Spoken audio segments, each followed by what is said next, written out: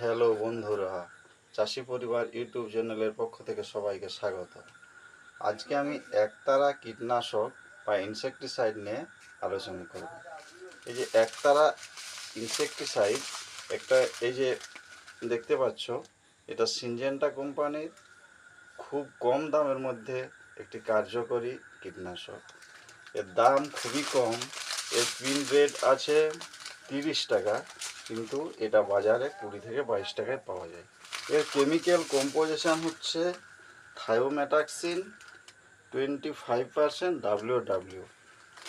এটা দানাদার ফর্মে বাজারে পাওয়া যায়। আমার কাছে যেটা আছে সেটা হচ্ছে 5 গ্রামের পাতা। এই 5 গ্রামের পাতা ওই 10 লিটার জলে গুলে স্প্রে করতে হয়। এমনি বোতলে স্প্রে করলে 1 গ্রাম 1 লিটার বোতলে স্প্রে করলেই হবে, কিংবা অন্যান্য কীটনাশকের সাথে মেশিও এটি স্প্রে করা হয়। অন্যান্য কীটনাশকের সাথে মেশিয়ে স্প্রে করলে এক টাঙ্কি 1 পাতা বা 5 গ্রাম 15 লিটার জলে 5 গ্রাম গুলে এটা স্প্রে করতে হয়। এটা জলে দিলে এটা সহজেই গুলে যায়। এটা কোন কোন পোকার ওপর কাজ করে? এটা রস শোষণকারী পোকার ওপর খুব ভালো কাজ করে। বিশেষ করে সমস্ত ফুলের গাছ, যারা ফুলের চাষ করে কিংবা যারা ছাদে ফুলের বাগান করে, তাদের কাছে একতারা একটা রাখা খুবই প্রয়োজন। কারণ ফুলের গাছের সবচেয়ে বড় শত্রু হচ্ছে রস শোষণকারী পোকা। যেসব পোকা পাতা বা কাণ্ড থেকে রস শোষণ করে খায়, সেই সব পোকার উপর একতারা ভালো কাজ করে। যেমন তোমার জাব পোকা আছে, এবারে ছোট ছোট একটা চাগুড়ির মতন পোকা পাওয়া যায়। এই বিশেষ করে ডালিয়া গাছ কিংবা গাঁদা ফুলের গাছে এগুলো বেশি আক্রমণ করে। এগুলো সেই গাছের আগে একসাথে জমাট হয়ে এগুলো পাতার রস শোষণ করে এবং কিছু দিন পরে সব কাণ্ডে আক্রমণ করে, সেসব কাণ্ডগুলো নেতিয়ে পড়ে এবং মারা যায়। এইসব পোকার ক্ষেত্রে এই একতারা খুব ভালো কাজ করে। এটি সমস্ত রকম ফুলের গাছ, ফলের গাছ, সবজি সমস্ত ক্ষেত্রে স্প্রে করা যায়। বিশেষ করে চারা গাছের ক্ষেত্রে এটা খুব ভালো স্প্রে করা, ভালো কাজ করে। চারা গাছে সম্ভবত ওই উগ্র কীটনাশক যেগুলো আছে সেগুলো স্প্রে করা হয়নি, সেক্ষেত্রে একতারাটা খুব ভালো কাজ করে।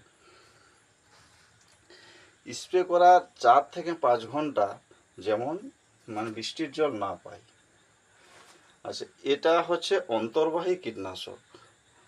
এটা তোমার মাটিতে যদি পড়ে তাহলে সেটা শিকড়ের সাহায্যে শোষিত হয়ে সেটা সারা গাছে চলে আসে, কিংবা পাতা স্প্রে করলে পাতা থেকে শোষিত হয়ে সেটা সারা গাছে ছড়িয়ে পড়ে, এবং সেই রস যদি কোনো পোকা খায় তাহলে সেটা মারা যায়।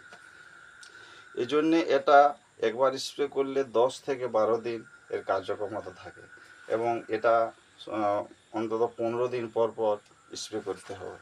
এটা সমস্ত ছত্রাক নাশক যেসব ওষুধ আছে, কিংবা পিজিআর, কিংবা লিকুইড যেসব সার আছে, যেমন ন্যানো ডিএপি আছে, কিংবা তোমার লিকুইড যেসব সারগুলো আছে 20-20-0-13 কিংবা ফার্টিম্যাক্স, এইসব সারের সাথে মিশিয়ে স্প্রে করা যায়, সেক্ষেত্রে কোনো অসুবিধা নেই।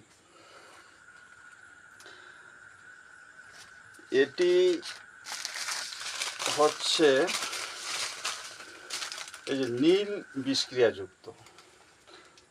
এই যে এখানে দেখতে পাচ্ছ বন্ধুরা, এখানে একটা নীল ছাপ থাকে। সমস্ত কীটনাশকের ক্ষেত্রেই এসব একটা বিষক্রিয়ার ছাপ দেওয়া হয়। এরকম 4টা ছাপ হয়, একটা হয় লাল, একটা হলুদ, একটা নীল এবং একটা সবুজ। যেগুলো লাল সেগুলো খুব উগ্র বিষ, যেটা হচ্ছে হলুদ সেটা তার চেয়ে একটু কম উগ্র, এটা হচ্ছে নীল, তাই এটা খুব একটা বেশি উগ্র নয়, কিন্তু এটা মোটামুটি ফসল স্প্রে করা 10 থেকে 12 দিন পর সেই ফসল খাদ্য হিসাবে ব্যবহার করতে হয়।